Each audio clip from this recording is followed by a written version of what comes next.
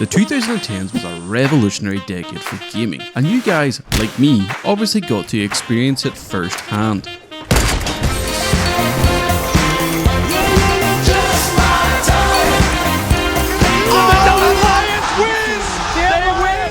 This decade was the 5th decade of gaming. It introduced cloud gaming and VR to consumers, and we saw a massive rise of mobile games and free-to-play games. So I thought we'd take a step back and have a look at this amazing decade full of games.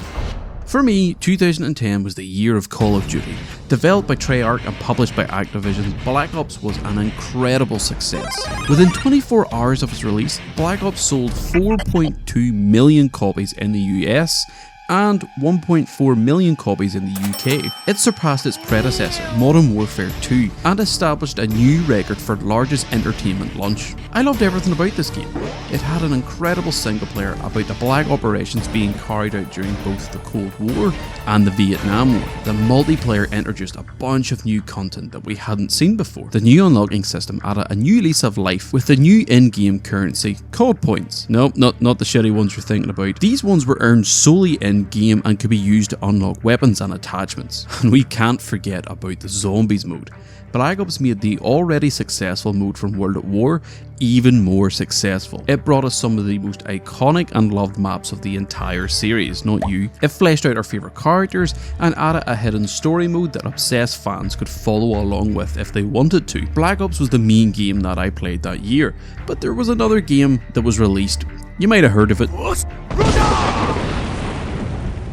2012 gave us one of the most popular games of all time.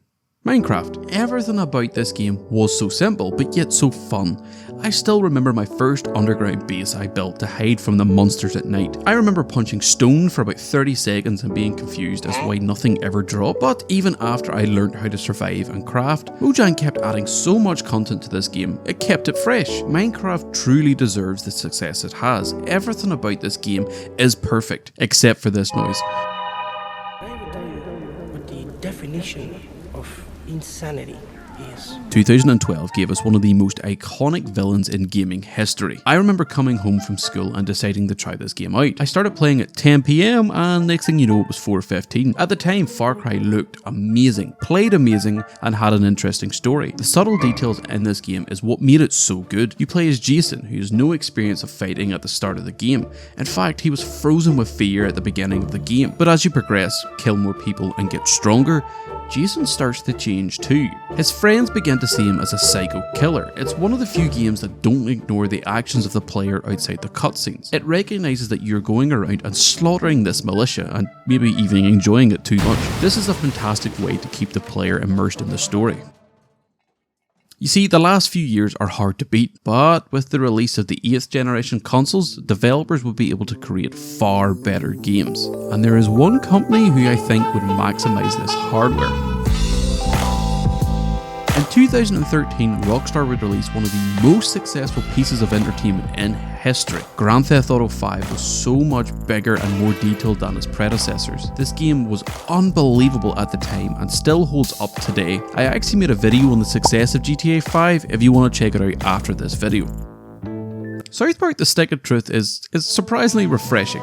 It's very rare that movies or TV shows can release games that isn't, well, shit. The combat system and story of this game are incredibly fun, but one of the best parts of this game is Cartman's commentary. You entered douchebag, is that correct? I plan on making a more in-depth review of this game soon, so feel free to subscribe to see that. You can't tell me you do not love the music on this game. Fallout 4 was my first introduction into the series, and my god, I love it. The post-apocalypse setting is such an interesting world to explore. You have mutants, synths, and fucking Preston. The atmosphere of this game is honestly unmatched. I know a lot of people say Fallout 4 isn't as good as 3 or New Vegas, but I love it. It's a game I love replaying every now and then, even if I have to listen to 2016 saw Overwatch take over Twitch. Overwatch assigned players into 2 teams of 6, with each player selecting from a large roster of characters known as heroes. Each hero would have their own unique set of abilities. Then teams would work to complete map-specific objectives with a limited time. Unsurprisingly, because of this format, Overwatch would develop a very popular esports scene.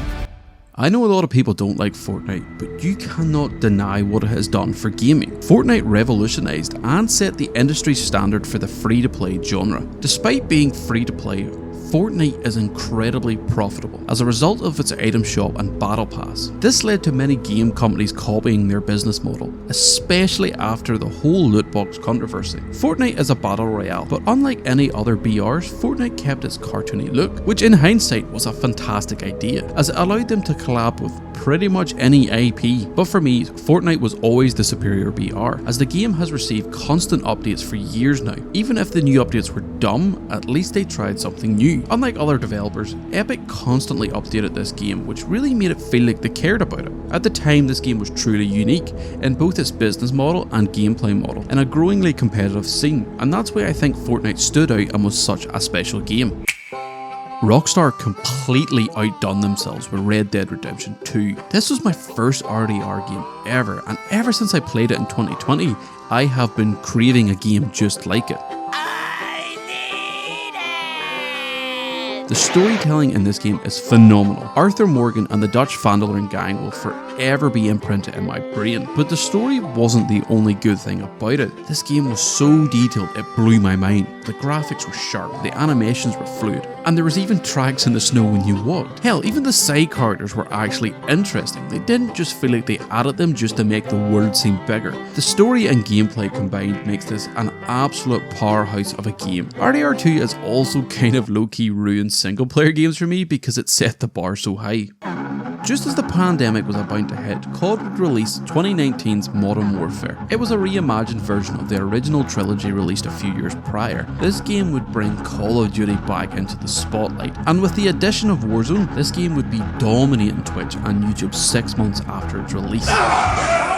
This decade was incredible, and I only mentioned a few games that meant a lot to me. I didn't even talk about the events that happened outside of these games, like the incredible YouTube videos, live streams, events and tournaments.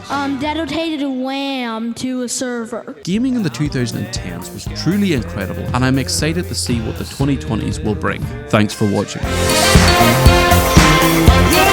Just my time.